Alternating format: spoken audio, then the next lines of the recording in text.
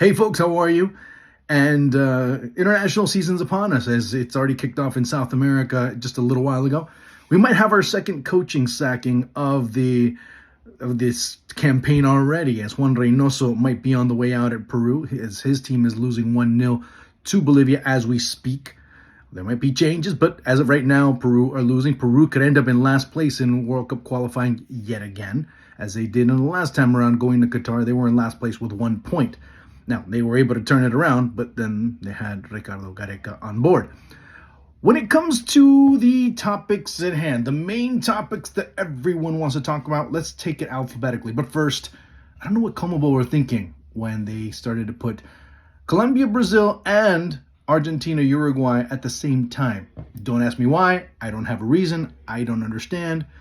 I'm just as in the dark as you are, so don't ask me that. Actually, I was going to ask you that. Maybe you had more sense about it than I did.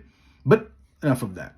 When it comes to Argentina, Uruguay, we know the pageantry, we know the history, but we also know that it's going to be a big challenge for Argentina, one of the bigger challenges that they've had in this recent World Cup cycle, if you will, post-Qatar. It'll be very interesting to see Argentina against a team that's basically going to be one of the litmus tests that will be established in this World Cup qualifying round or rounds.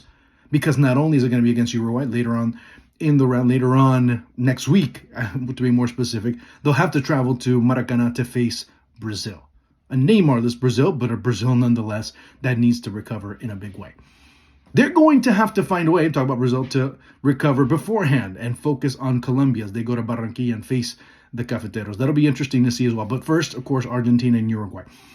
Argentina-Uruguay seems to be one of those encounters where you have two somewhat similar styles, but a Uruguay that's completely different compared to previous Uruguays, that you have a team that presses high, a team that is able to be more intense in terms of where they pressure, a team that's willing to defend, but they have to defend here nonetheless because they have to face the best team in the world right now, which is Argentina.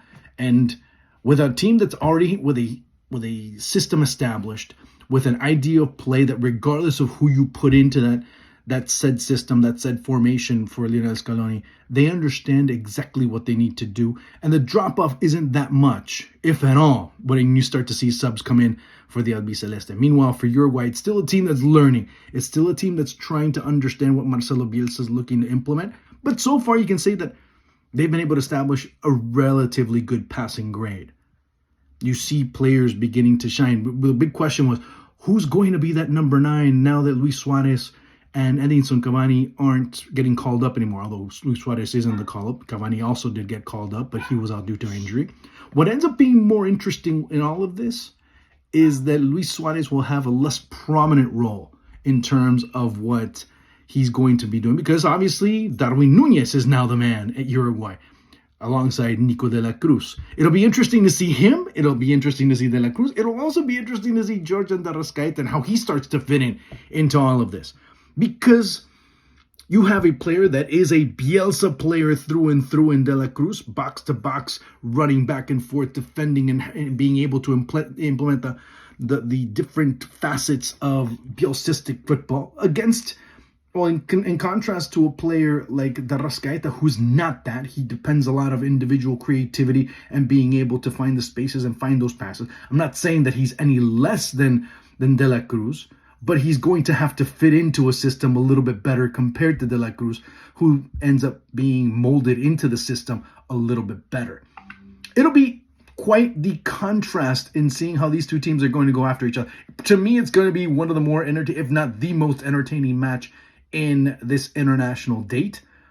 And it ends up being the preview to the match at Maracanã a few days later, at least for Argentina, when they end up facing Brazil. So we'll see how that one ends up. Now, of course, ends up being a good segue to talk about Brazil and how they are going to react and how they have to come back to somewhat of a semblance of form. Maybe Fernando Diniz comes in a little bit more relaxed, a tad bit more relaxed, knowing that the weight of having won the Libertadores with Fluminense ends up helping a bit more. That this side understands that Neymar's not there, that Endrick ends up coming into the fray. We'll have to see how that ends up being. Hey, by the way, Endrick, come in. You're making your international debut with Brazil in Colombia in a match where we need a win no matter what. And basically, he might end up having a possibility to play against Argentina. Now, when you're talking about a player like Endrick at 16, 17, 18 years of age, he can handle pressure very well. And he's the atypical Brazilian from the standpoint, if you understand what I'm saying. He's not about partying. He's about football. He's about being disciplined. He's about going to sleep early and being able to do things correctly. Unlike Neymar, who has understood that the fruits of his labor have to be enjoyed, if you kind of get what I mean. But when it comes to this Brazil side, it will be very interesting, very compelling to see how it all fits, knowing that their form hasn't been great, knowing that their form has not been the best, knowing that they definitely need, and not only Neymar's missing, Gabriel Jesus is also out. So again, trying to fit all these new pieces into this proverbial puzzle will be very compelling. I like that. I like that this is going to be different. This is going to be more of a Fernando Diniz inspired side where the players are going to have to come out and play exactly what they need to play in order to be able to get a victory.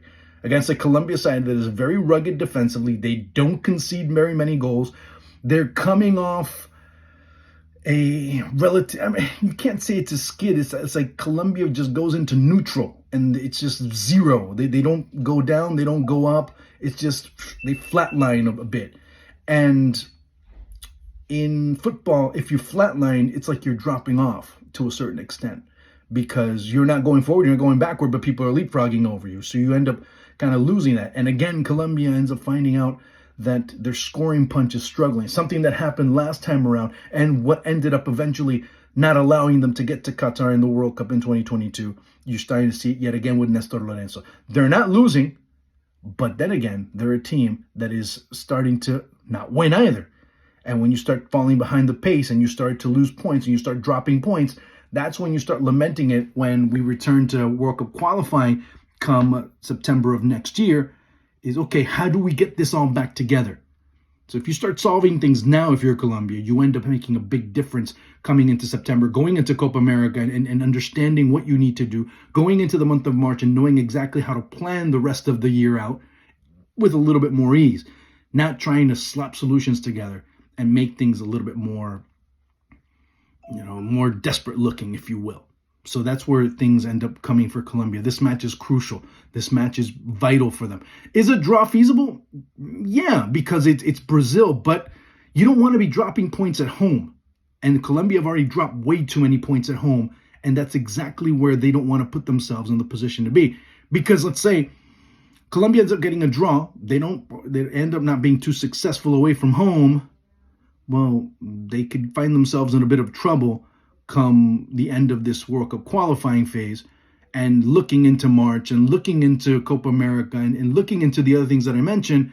That could be a huge problem for them. So let's keep this match in mind as well in terms of necessity, because both teams come in with a great deal of necessity. Uruguay and Argentina, maybe not so much, but of course, it's still early on, and the quicker you accumulate points, the better off you are. And if for a win for Argentina, basically, you can start saying that they've already gotten, maybe not halfway, maybe 2/3 of the way to qualifying for the World Cup in 2026. So we'll find how things go. Make sure you're checking it out. Of course, I'll get on Sports Max in just a little bit and talk about what is going on in World Cup qualifying in South America. Talk to you soon, guys.